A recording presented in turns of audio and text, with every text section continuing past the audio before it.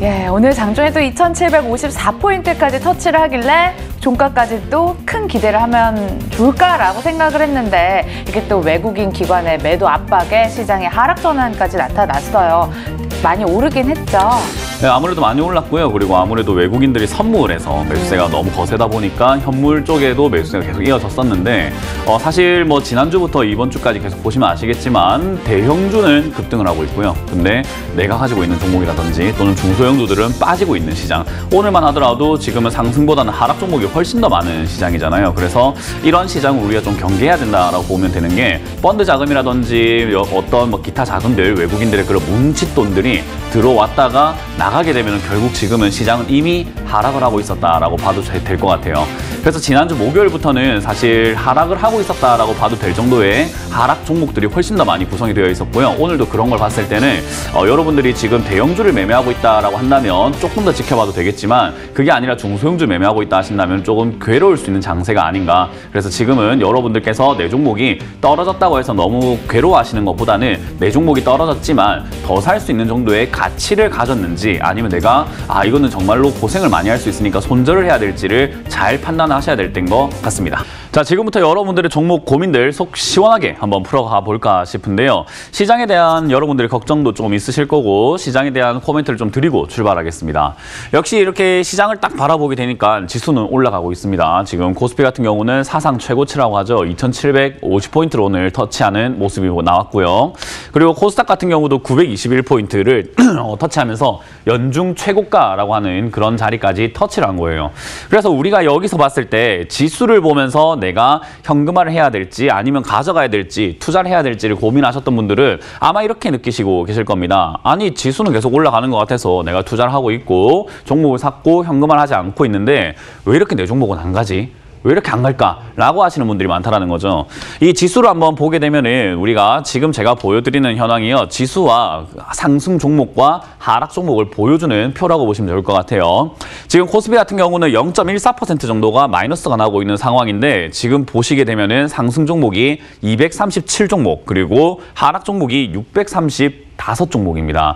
상승보다는 하락이 훨씬 더 많은 상황이 만들어져 있다라고 보시면 되는데 코스닥은 더하다라고 볼 수 있는 게요. 400종목이 상승을 하고 있지만 879종목이 하락을 하고 있죠. 그렇기 때문에 이게 이제 우리가 흔히 말하는 쏠림 현상이라고 할 수 있는데 대형주들은 굉장히 많이 상승을 하고 있지만 중소형주에서는 하락을 하고 있는 이미 하락이 벌써 조금 짙게 이 시장을 지배하고 있는 모습이 나오고 있습니다. 사실 목요일과 금요일도 그랬고요. 오늘도 그런 상황이 계속 발생이 되고 있는 거죠. 그럼 이게 왜 그런 일이 발생이 되었는가를 알아야 될 것 같은데요. 이렇게 수급 쏠림 현상이 일어나게 되는 이유는 아무래도 외국인들과 기관들의 펀드 자금이라고 하죠. 그 펀드 자금들이 몰려 들어가게 되면은 우리 여러분들 펀드 가입하실 때 어디 은행이라든지 증권사 가가지고 펀드 가입한다. 그러면은 삼성 펀드 가입하세요. 코스피 200 지수에 가입하세요. 코스닥 150에 가입하세요. 이런 이야기 한 번씩 들어보신 분들도 있을 것 같아요.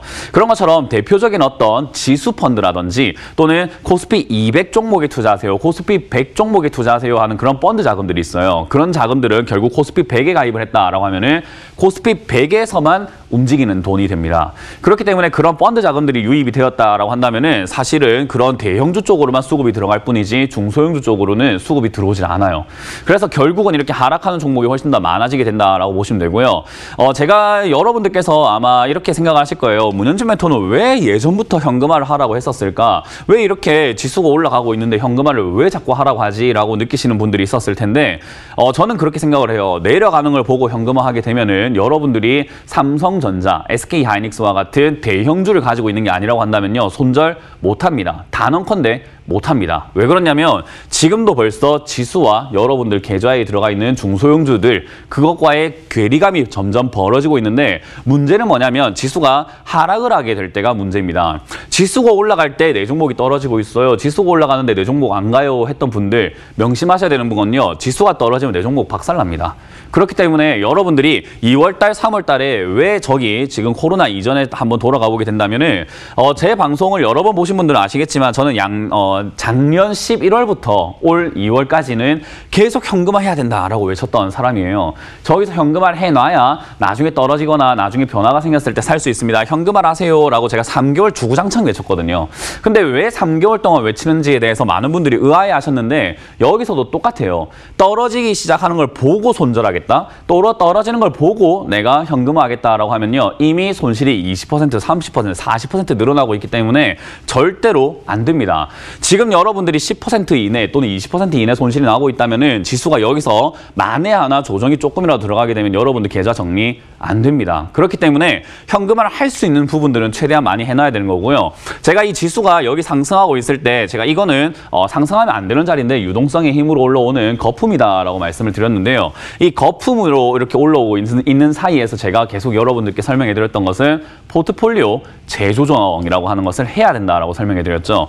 이 자리에서는 여러분들이 포트폴리오를 반드시 재점검을 해 보셔야 되는 게 코로나 이전과 코로나 이후는 산업의 구조가 많이 바뀌었습니다. 우리가 흔히 말하는 제조업이라든지 직장 출퇴근 이런 느낌이 아니라 온라인화가 점점 되어 있고 약간 비대면화가 되어 있는 상황이죠.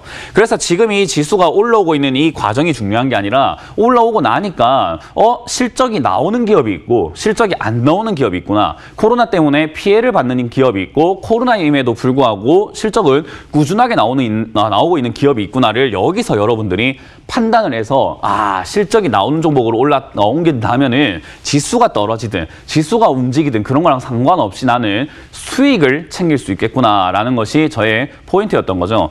그래서 여러분들께 제가 계속 말씀드렸던 게 캐캐 묵은 종목들은 정리를 하시고 포트폴리오를 재조정하시라. 내가 들고 있는 종목이 답이 없는 종목이거나 앞으로 올라갈 가능성이 적거나 또는 실적이 안 나오고 있는 기업이거나 적자가 나오고 있는 기업이라고 한다면은 저는 반드시 정리하셔서 오히려 실적이 있지만 주가가 아래쪽에 와 있는 앞으로 충분히 올라갈 수 있는 기업들에 투자를 해보자라는 전략을 계속 드리고 있는 겁니다.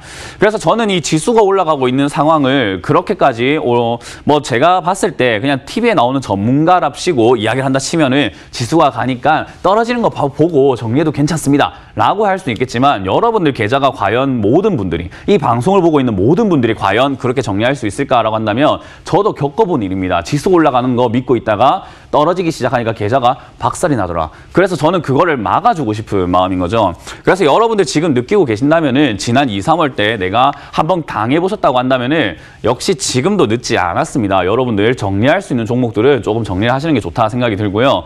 저는 이제 역시 이번 달이 조금 힘들어 보입니다. 지금 이제 계속 상승은 하고 있지만 하락 종목이 많다라는 것은 펀드 자금의 매수 유입이 멈추게 된다면은 지수는 빠질 수밖에 없겠구나라고 생각이 들거든요.